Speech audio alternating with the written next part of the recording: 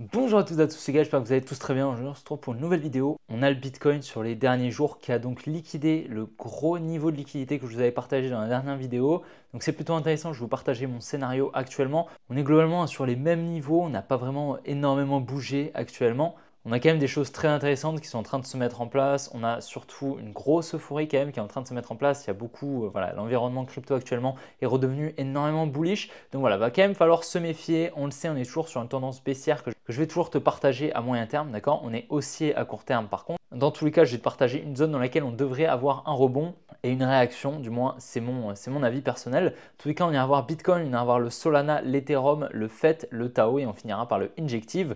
Dans tous les cas, j'espère vraiment que la vidéo te plaira. Si c'est le cas, n'hésite vraiment pas à la liker, à t'abonner si ce n'est pas déjà fait. N'oublie pas de me rejoindre sur mes autres réseaux qui sont directement en description. Le canal, le groupe Telegram, mon compte Instagram, mon compte Twitter, t'as tout en description. Je te souhaite un bon visionnage. Allez, on est parti.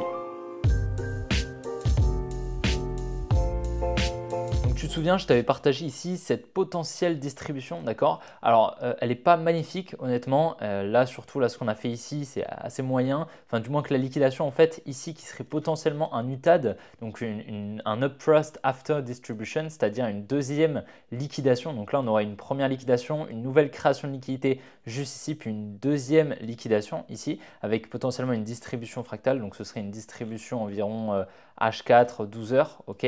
Maintenant, la distribution, enfin la liquidation ici, le UTAD pour moi est trop gros, d'accord, par rapport à ici, tu vois. Là, on aurait une liquidation plutôt acceptable, plutôt proportionnelle.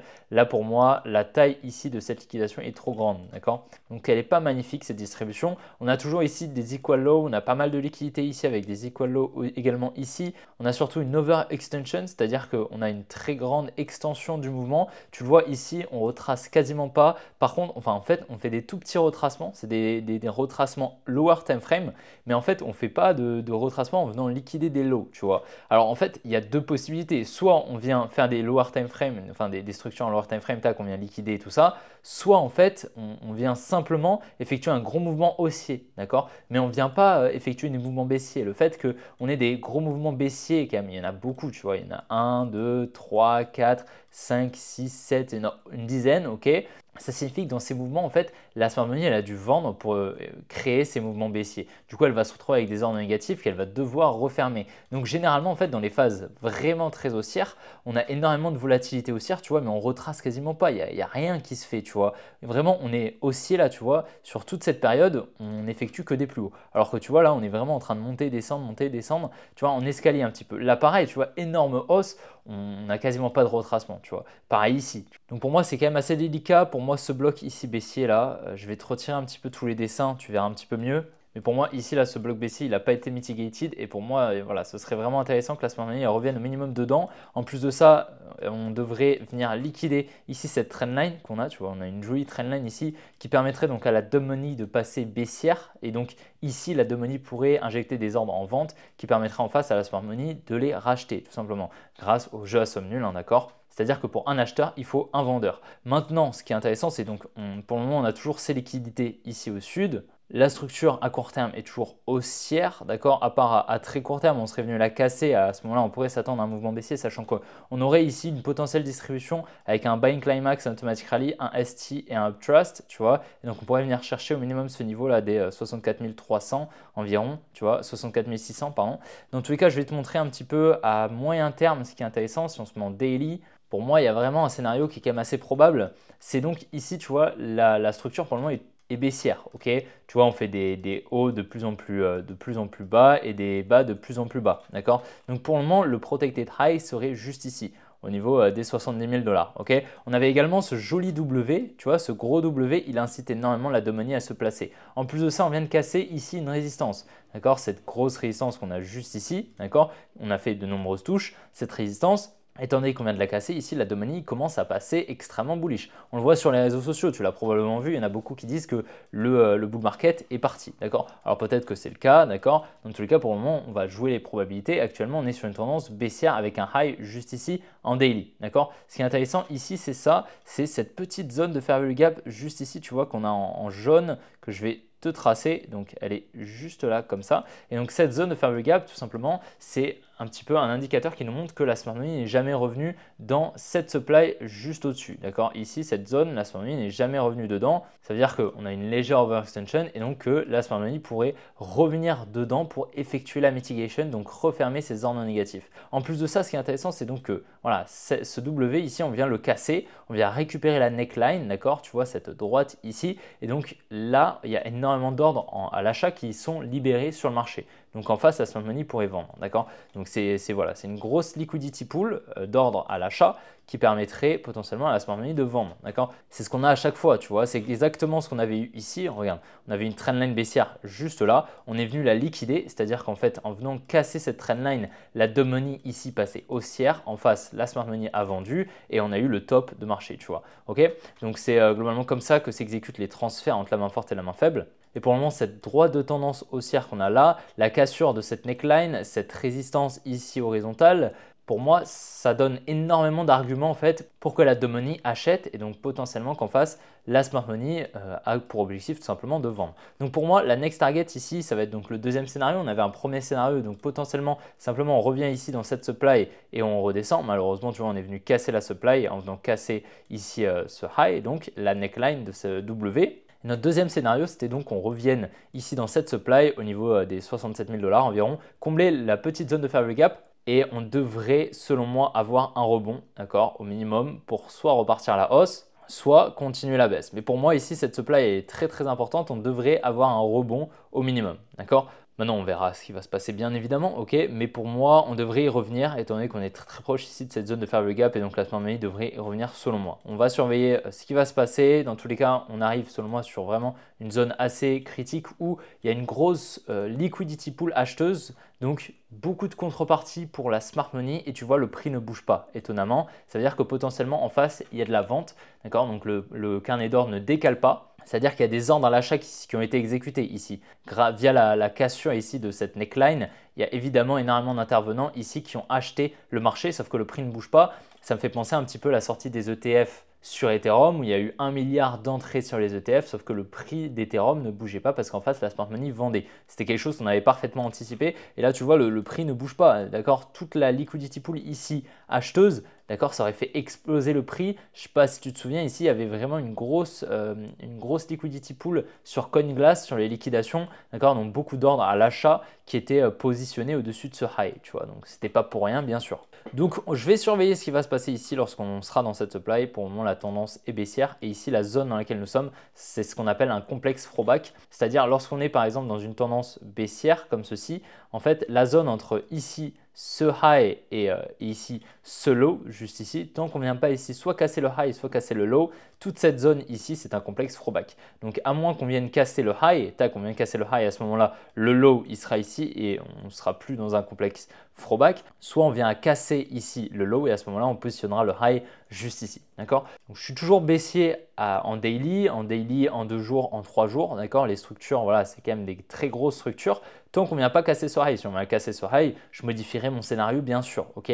Mais là, ça ne m'étonnerait pas qu'on vienne récupérer ici cet investment et là, on arrive dans un niveau assez critique pour moi où on a beaucoup de liquidités acheteuses. Donc de la contrepartie à disposition pour que la smart money vende en face. Donc c'est quand même assez compliqué ici de se dire que voilà, c'est extrêmement bullish selon moi. Pour moi, il y a quand même plus de probabilité actuellement qu'on ait au minimum un rebond, comme je te l'ai dit, pour que la smart money puisse par la suite mitigated potentiellement ici cette demand. Tu vois, on a vraiment cette demand qui n'a jamais été mitigated, on a de l'imbalance, etc. Tu vois, ici, on vient combler toutes les balances là, tu vois, on vient combler toute cette fair value gap. On devait en avoir si on monte un petit peu en time frame, on en a ici, on est venu la combler comme tu peux le voir. Donc tu vois, peut-être que la fair value gap qu'on avait là en daily, on viendra également la combler, ce serait assez confluent. Sur le Solana, à court moyen terme, on est toujours en train de conforter ici ces liquidités. Donc pour nous, c'était une target, hein, cette cible, elle est là depuis un moment. Donc pour moi, il y a pas mal de probabilités qu'on vienne donc liquider ici cette espèce de trendline, ce qui serait plutôt confluent avec le mouvement haussier potentiellement que j'attends sur le Bitcoin. Maintenant, on a toujours ici ce bloc baissier ici à venir mitigated. Selon moi, il y a pas mal de probabilités qu'on y aille.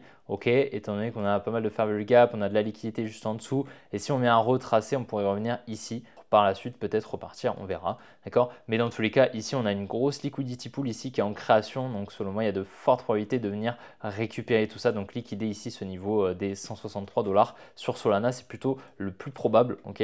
et revenir surtout ici dans ce bloc juste là. Donc ce bloc haussier où la smart money a des ordres en négatif, hein, c'est des ordres qui sont à l'achat ici pour réaliser ce mouvement de ce low à ce high, et juste ici la smart money a dû acheter pour réaliser ce mouvement, d'accord? Et donc elle viendrait liquider ce niveau de contrepartie, tac, et venir mitigater, donc refermer ses ordres à l'achat. C'est ce qu'on appelle effectuer la mitigation, tout simplement. À plus court terme, si on regarde un petit peu ce qui se passe, on aurait, voilà, il n'y a pas grand chose qui se passe honnêtement. Comme tu peux le voir, on est venu réaccumuler ici, tac, actuellement on est sur une tendance qui est plutôt haussière, ok, on pourrait faire quelque chose comme ça, tac, pour par la suite repartir. On a un petit peu de liquidité au sud tout de même. Sur Ethereum, à court terme, pas mal de liquidité au sud, juste ici. Je ne sais pas si tu te souviens, je t'avais dit, hein, si on vient à liquider au sud, la trendline du sud, tu vois, on est venu la liquider ici avec cette petite mèche et cette accumulation. On a une jolie accumulation ici, je vais te montrer en lower time frame. On a ici un selling climax juste là, l'automatic rally, le ST et le STNB. Donc en fait, on est venu créer un support juste là qu'on est venu liquider en lower time frame. Tu vois, plutôt intéressant. Donc actuellement, on a un mouvement haussier à court terme qui s'est mis en place. On a pas mal de liquidité ici hein, avec ce support ici qui est en création. On en a également ici une petite trendline. Donc c'est pas mal de liquidité qu'on viendra probablement chercher selon moi. Si on regarde un petit peu ce qui se passe en higher time frame, c'est que là, on va commencer à créer pas mal de liquidité ici et un espèce de W également. Donc tu vois, on aura énormément de liquidités qui vont se placer juste ici. Une liquidity pool juste là au niveau des 2800 $ environ. Et on a toujours cette supply ici qui est plutôt intéressante, c'est celle des 2900 $. Par contre, à plus long terme, on a cet énorme support qui a selon moi de fortes probabilités de venir être liquidé. C'est le gros niveau des 2000 $. On a un énorme support qui incite énormément la money à se placer. D'ailleurs, on peut aller voir sur, voilà, sur la heatmap de liquidation. Tu vois que sous ce support-là des 2000 $, on a énormément de liquidation ici sous ce support. Tu vois, toutes ces liquidations, c'est quoi? C'est des ordres en vente, d'accord? Et toutes les liquidations qu'on a au-dessus, c'est des ordres à l'achat, d'accord? Toutes les liquidations qu'on a au-dessus du prix. Comme tu le vois, au niveau des 2800 $ environ, on a beaucoup de liquidations, tu vois, et par contre on a un gros gap où il n'y a pas grand chose ici. Donc tu vois, ici ce serait la supply que je t'ai montré juste avant, et ici ce serait donc toutes les liquidités qu'on aurait, tous ces ordres en vente. Et après on a ce gros cluster de liquidation qui serait pour moi à venir récupérer, c'est le plus pertinent, étant donné que ce support selon moi il a été créé pour inciter la money à se placer. Donc on va surveiller bien évidemment ce qui va se passer, on a toujours le même biais actuellement, tu sais on est baissier sur Ether depuis ici et ici. Donc pour le moment, le biais reste le même. Selon moi, on n'a pas eu de belle accumulation pour que la smart money puisse se positionner, sauf si on vient à liquider ici ce gros support. Là, ce serait pertinent et selon moi, on pourrait avoir un bottom qui se place juste en dessous de cette trendline là, cette trendline et ce support. Sur fait, donc pour le moment, le biais est plutôt haussier. On était donc bienvenu ici à récupérer la supply des 1.7 que je t'avais partagé depuis un moment. Lorsqu'on était là, je t'avais dit ici, la next target, ça va être ici, cette supply. Lorsqu'on était venu ici conforter cette résistance, je t'avais dit qu'on avait énormément de liquidité. Donc plutôt intéressant pour le moment ce qui se passe. Maintenant, si on regarde à court terme, on était venu ici créer un triangle juste là. On est venu liquider dans un premier temps la trendline du nord, tu vois. Donc en fait, on a une trendline baissière juste là. On est venu la casser à la hausse. Ça veut dire que la money ici est passée bullish. La smart money en face a vendu. C'est ce qu'on appelle un transfert entre la main forte et la main faible. Simplement ici, avec cette liquidation, on est venu créer ici des equal high. Donc ça, c'est un peu de liquidité également. Maintenant ici, ce qu'on regarde, c'est que là, on est en train de conforter un support, hein, tout simplement. Donc voilà, on aurait ici ce support qui est en création. Donc pas mal de liquidité au sud. C'est pour ça que je pense qu'il n'est pas du tout impossible hein, qu'on ait un petit retracement dans les prochains jours peut-être. On verra. Dans tous les cas, je pense qu'à court moyen terme, on viendra rechercher ici ce niveau hein, des 1.42. Selon moi, sur le fait, c'est quand même un très bon niveau. Et puis cette supply était plutôt intéressante. Alors on va surveiller quand même, mais là, vu les liquidités ici qu'on est en train de laisser derrière nous, c'est quand même le plus probable selon moi qu'on retrace un petit peu tout ça pour peut-être repartir à la hausse. On verra en fonction, voilà, en fonction de ce qu'on va faire. Mais comme je t'avais dit, hein, ici, cette épaule, tête-épaule inversée, tu vois, aurait libéré énormément de liquidités ici, acheteuse, juste là, tu vois. Cette épaule, tête-épaule, c'est un setup extrêmement bullish pour la money. Et donc ici, en fait, dans cette distribution qu'on avait repérée la dernière fois, on pourrait avoir un gros transfert entre la main forte et la main faible qui se mettrait en place. Donc ça, pour le coup, ce serait plutôt baissier parce que la liquidité qui a été libérée ici est juste gigantesque et tu vois que la smart money s'en est probablement servi pour se placer en vente et prendre des profits. Pourquoi je dis ça? Parce que le prix n'a pas bougé. En fait, ce qui se passe, c'est que soit la smart money, elle vient exécuter toutes ces liquidités et à ce moment-là, le prix décale alors à la hausse et à la baisse selon le côté, selon la side des liquidités, si c'est des liquidités acheteuses ou vendeuses. Par contre, si le prix ne bouge pas, ça veut dire qu'il y a quelqu'un en face, il y a un intervenant en face qui sert de contrepartie. En général, c'est la smart money qui vient servir de contrepartie dans ce genre de niveau de liquidité pour se placer tout simplement à la vente ou à l'achat.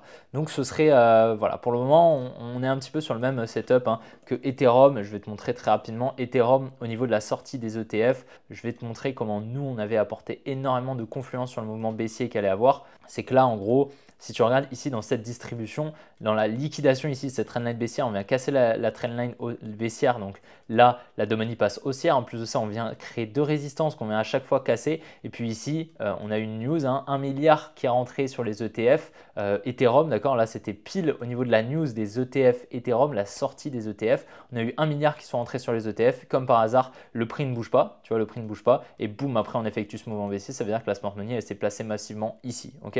Sur le Tao, donc on avait eu nos deux targets. Hein. La première target ici au niveau des $170, la deuxième target ici au niveau des $230 environ. Par la suite, le Tao a fait environ un x2,5, x3, tu vois. Donc pour le moment, on est dans cette supply, c'est plutôt intéressant. Donc moi, j'ai déjà pris une grosse partie de profit, donc une partie ici, une partie ici, environ la moitié, tu vois, de ce que j'avais injecté. Maintenant, ce qu'on peut voir ici, c'est une trendline ici qui est en formation. Donc ça, c'est des liquidités au nord, d'accord, à venir potentiellement récupérer. D'accord, ça peut également être une confluence haussière avec toutes ces liquidités qui vont être présentes au-dessus des highs, tu vois. Il suffit que la smart money, elle vienne injecter quelques positions pour faire décaler le prix à l'achat. En fait, tous ces ordres à l'achat ici, donc c'est des stop loss de la Domani qui sont présents juste au-dessus des highs, ça va faire accélérer le prix tout simplement car la smart money pourrait ne pas servir de contrepartie et donc le prix accélérerait de manière assez volatile et dans un sens haussier, tu vois, étant donné que là, c'est les ordres à l'achat qui sont présents au-dessus des highs. Maintenant, on peut également simplement venir liquider ici cette trendline et ensuite baisser, c'est également quelque chose qui est possible. Ici, à plus court terme, on voit ici une trendline qui est en formation, donc pareil, c'est de la liquidité à venir récupérer.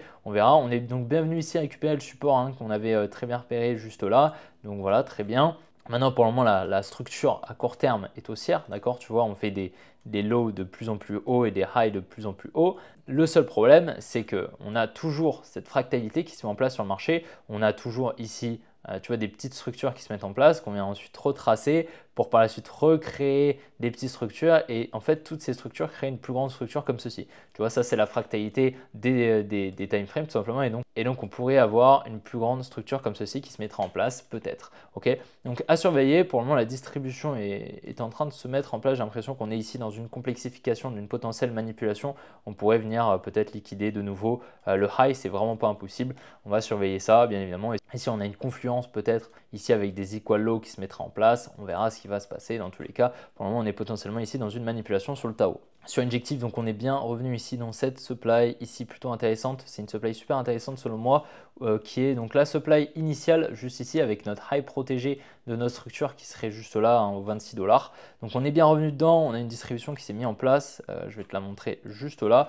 Donc on aurait ici le Buying Climax, l'Automatic Rally, on aurait le ST et le Uptrust avec une distribution fractale. D'ailleurs ici, tu as de nouveau une distribution. Donc pour moi, on va venir récupérer ici ces equal lows juste ici. Donc un petit mouvement baissier pour moi est à privilégier à court terme. Et ici, on a pas mal de liquidités ici avec tous ces lows également. Donc ça, c'est de la liquidité à potentiellement venir récupérer. On aura une demand ici intéressante au niveau des $19,7. Maintenant, la structure reste toujours baissière et tu vois, on laisse énormément de liquidité derrière nous. Là, tous ces lows et pour moi ici, on n'a pas eu assez de contrepartie pour que la smart money se place à l'achat, d'accord? On n'est pas venu à créer vraiment un gros setup, un gros support, tu vois. Généralement, on vient créer un support, tac, on vient liquider et là, boum, la smart money, elle se place massivement dans cette zone et là, on repart à la hausse, tu vois, c'est généralement ce qui se passe. Mais là, je ne l'ai pas vu sur pas mal de crypto, donc ça m'inquiète un petit peu. On va voir un petit peu ce qui va se passer dans les prochaines semaines, bien sûr. Et donc voilà les gars, j'espère que la vidéo vous aura plu. Si c'est le cas, n'hésitez vraiment pas à la liker, à vous abonner si ce n'est pas déjà fait, ça m'aide énormément. Dans tous les cas, n'oubliez pas de me rejoindre si vous le souhaitez sur mes autres réseaux qui sont directement en description, le canal, le groupe Telegram, mon compte Instagram, mon compte Twitter, tu as tout en description, ça te permettra d'être prévenu un petit peu de tout ce que je vais pouvoir te partager lorsque par exemple je ne poste pas de vidéo. Ça fait 3 jours que je n'avais pas posté de vidéo parce que j'avais pas mal de choses à faire. Donc j'ai partagé quelques analyses sur le canal et le groupe Telegram. Peut-être que tu peux le rejoindre si tu veux être tenu au courant un petit peu tous les jours des analyses que je vais pouvoir te faire en plus des vidéos YouTube où j'apporte un petit peu plus de précision. Dans tous les cas, n'hésite vraiment pas à lâcher un petit pouce bleu, ça m'aide énormément. Je te souhaite une bonne après-midi, une bonne soirée, puis on se retrouvera demain pour une prochaine vidéo comme d'habitude. Allez, ciao les gars!